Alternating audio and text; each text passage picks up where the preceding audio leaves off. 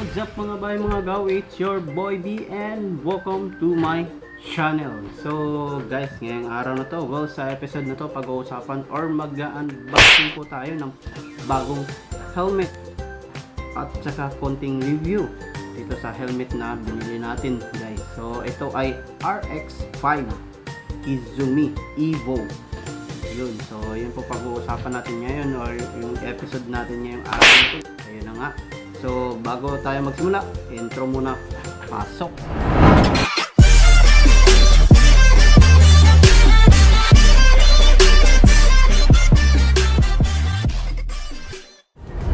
So, yun na nga guys. Bagong helmet. Year 2021. At ito ay unboxing natin ngayong araw. So, well, ito ay pang city drive lamang guys. At hindi tayo gagamit ng half face pag tayo naglo-long ride. So, konting reviews po to sa helmet na to guys na binili natin. By the way, shoutout ko muna si Pobring Rider. Yun. Ayun, nasa dito. Pobring Rider. Shoutout sa iyo. At saka shoutout ko na rin yung pinagbilan ko ng helmet. Dito lang po sa Cagayan de Oro guys. Ito po yung address nila. Yan po yung address nila guys. At ang pangalan po ng shop nila ay Team Straidz. Ayan. Team Straidz yung pangalan ng shop. So maraming salamat sir sa nag-assist sa amin doon. Hindi ko na natanong yung pangalan.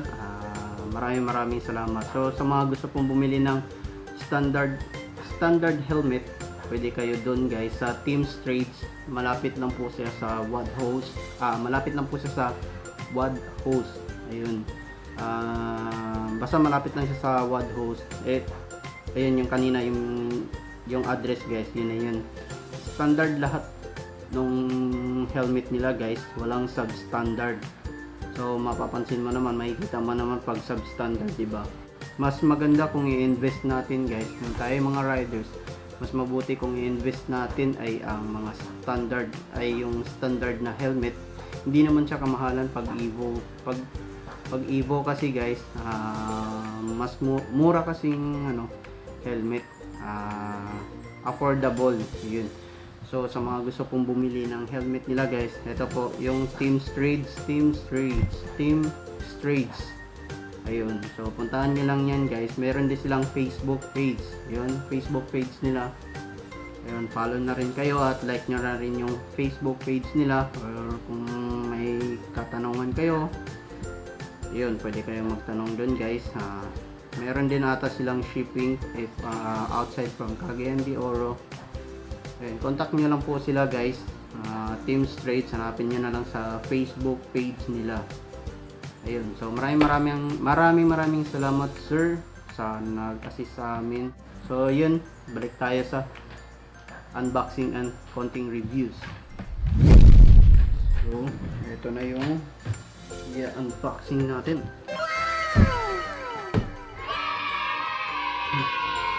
So ito na yung Evo helmet natin.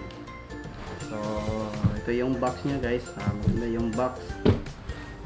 Malaking logo at nandito na rin yung mga details niya guys. Yung model niya is RX-5. Yung color description is Kizumi, white and pink. So yung size nito guys is medium. Ayun, size medium. Pag size medium is 57-58 cm. Yung laki nung natin sa loob yung ulo. Ito yung guide paano magsuot ng helmet. Yung tama, yung standard yung pagsuot ng helmet. Ito na nga guys, bubuksan na natin at may tayong scissor. Kasi nakaano pa siya eh. Hindi pa talaga binuksan to guys, simula nung binili ko. So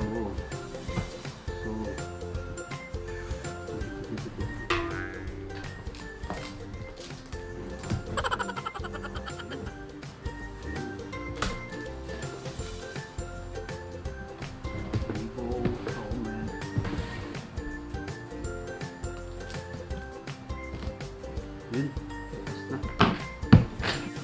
So ito na nga guys, binubuksan na natin.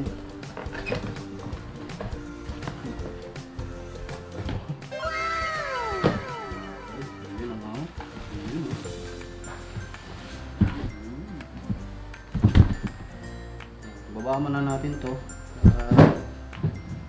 Ito muna yung bubuksan natin.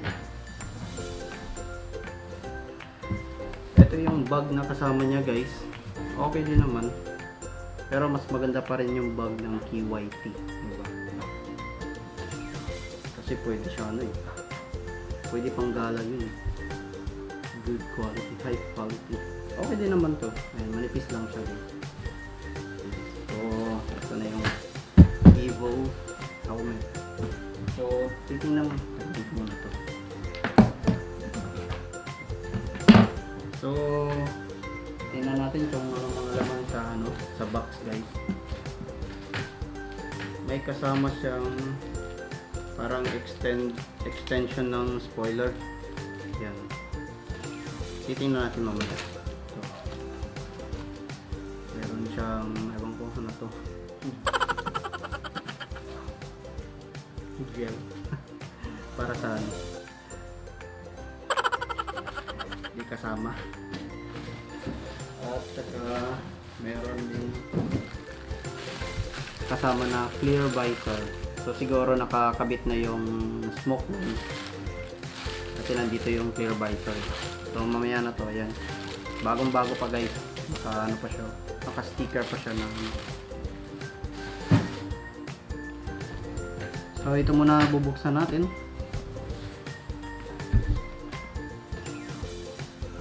Ito spoiler muna. Dito muna tayo. Bagong bago pa talaga. Bagong bago. Mapapasanaw ka na lang. Evo. Sponsor naman dyan. Sponsor naman dyan, Evo. Yun. Yan, buksan na natin. So ito, dibuka muna natin yung box, yung bag. At meron pa siyang cover. Ayun. Ayun na siya guys. So, so ito yung half face helmet. So guys, konting ano muna tayo. Ano muna natin to siya guys. Cinematic. In 3, 2, 1.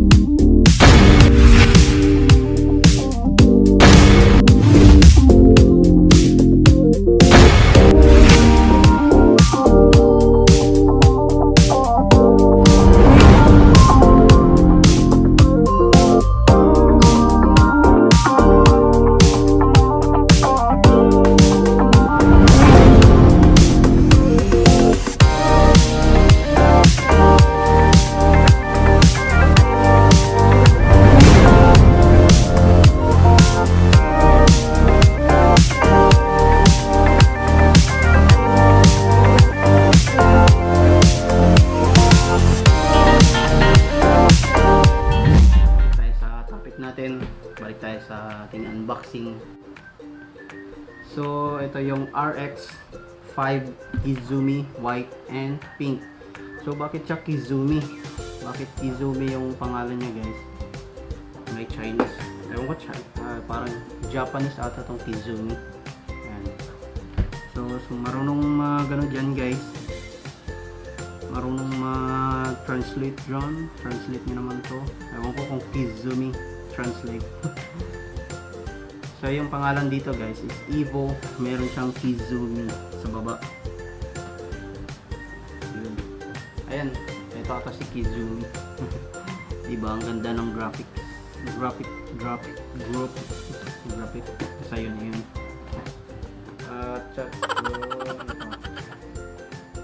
Ayan guys, may ano na rin siya. Dito yung QC, quality control, at saka yung size. And then naka DOT na siya guys. Naka DOT. And then yun, ICC sticker. So dapat yung helmet nila guys merong ganito. Well, meron din naman mga substandard na helmet na may mga ganito din. Yung mga class A na gaya yung mga standard, parang parehong-pareho. Pero papakita ko sa inyo mamaya guys kung paano malalaman kung ito ay standard or hindi standard. So may mga konting ano tayo dito guys, yung mga substandard at standard. So ito yun, meron siyang air vent dito sa taas guys. Ayan, may air vent sa taas. Kita nyo yan guys. And then sa likod, ayun, yung spoiler natin dito natin kakabit. Ito. Yan, nakikita nyo yan guys. Lalagyan natin ng spoiler. So dual visor po siya guys. Half face pero dual visor. Dito ko siya. Yan, dual visor siya guys. So andito sa gilid yung ano niya, switch up and down. Yan. So dual visor. So madali lang din siyang palitan guys. Magpapalitan niyo ng ano, ng lens. Itong ano natin, yung smoke lens natin. Kasi 'di ba may kasamang free na ano, clear visor. So maganda din siya guys. And then sa loob naman, ayun, may size din siya na ano, medium. So, yan. At saka standard na ano guys. Well, alam ko hindi naman standard ang strap na ganito. Yung ganito guys. Maganda lang siya. Maganda lang kasing strap pag ganito guys, kasi pang ganyan lang. Tanggal agad, 'di ba? So yan ang kagandahan ng ganitong strap. So po yung strap niya, talagang bagong bago kasi may mga ano pa, label. So label ng Evolution Begins, yun, Evo, from the company of Evo. So parang manual din pala to guys, nito nakasama. And then yung loob niya guys, ang ganda ng foam niya guys. Oh. Natatanggal yung foam nito guys. Ito. Pag gusto nyong laban once a week, ganun. Yun, natatanggal siya. Yun, pwede nyo siyang linisan. So, at may naka-ukit pa na ano, may engraved na ano, na Evo. Ayun. Ganda. So guys, ang kagandahan po nitong helmet na half face helmet is maliless yung wind noise. At saka kagandahan din dito guys, yung lens niya sagad na sagad dito at parang may lock siya dito yung sa gilid. Yan, both side niya guys is may parang lock. Hindi siya lock. Parang yung doon yung end point niya ng lens na to, para pag medyo mabilis ang takbo mo or ano, to avoid ano, yung gagalaw yung lens nila guys, di ba? Kasi yung mga lumang helmet walang ganito, talagang ma-feel mo yung lens niya. And then dito naman guys, meron siyang double na rubber sa gilid at saka sa ibabaw dito. Ayan. Double rubber. Ayun na nga guys, sinasabi ko kanina, para ma-less yung noise niya, yung half face. So anti-scratch siya, nakalagay naman dito anti-scratch. So yun na nga guys, ito na nga yung ano, yung half face na RX-5 Kizumi brand Evo. So papakita ko sa inyo yung ano guys, yung substandard na helmet.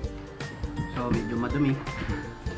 Ito ito po yung substandard natin na helmet at ito yung standard ng half face helmet.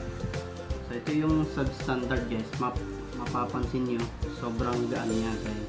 Ayan, sobrang gaan ng helmet na to, substandard. Yung standard mapipil mo na medyo mabigat siya compared to substandard guys. Ayan.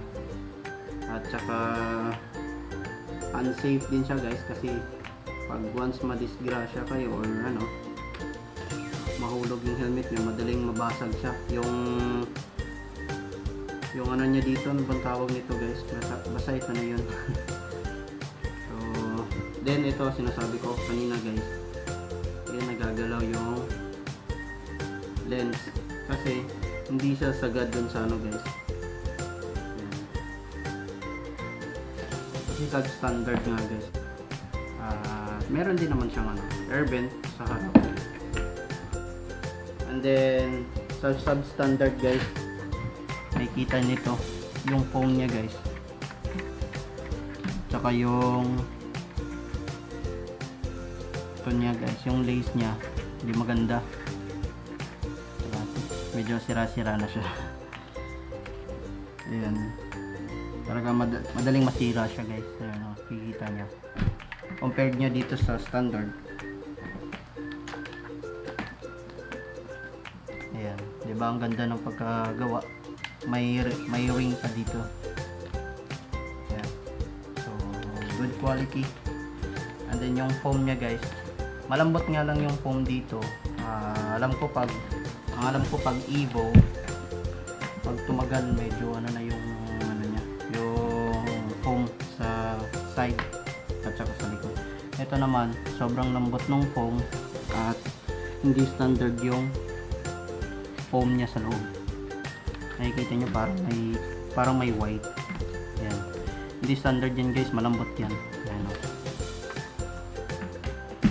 Kaya mas maganda kung mag-invest kayo ng standard na helmet.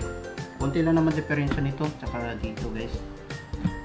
Ito standard yung ano niya guys, kasi ako kung nakikita nyo guys, medyo madilim lang.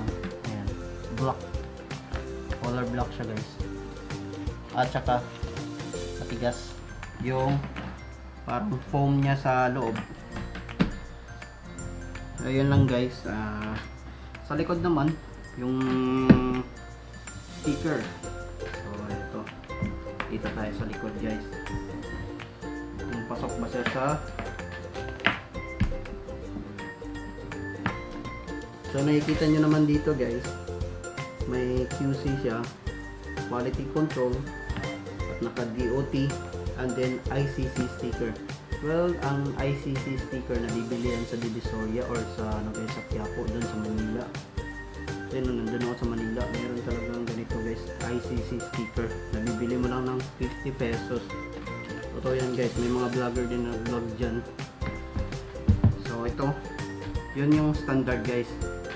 Meron siyang standard na sticker na safe yung helmet natin, na dumaan talaga siya sa proseso. Ito yung substandard, kikita nyo, ito lang yung nakalagay sa kanya, certified product safety. Ito lang po nakalagay sa kanya guys. So talagang mapapansin nyo na substandard siya dahil wala siyang mga sticker. Well, ito nabili ko po to dati sa ano guys, sa Divisoria sa Manila, sa tabi-tabi lang. Ayan na nga guys, Kizumi. Ganda diba, forma-forma. So yun lang guys. Maraming salamat guys. Hanggang dito na lang po tayo. Maraming salamat din sa mga sumuporta ng channel ko, lalo na si Joy's Wonderful Kitchen.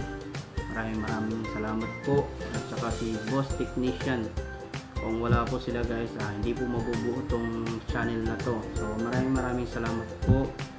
At kahit kayo mga supporters ko, maraming salamat ulit guys. I hope na continuous pa rin kayo manood ng videos ko, hindi kayo magsawang manood ng mga ina-upload kong videos. Yun lang po guys. So I hope na meron kayong natutunan sa araw na to or sa episode na to, itong pag-unboxing natin at konting reviews at standard and substandard ng helmet natin this year 2021. And so maraming salamat ulit at God bless and ride safe.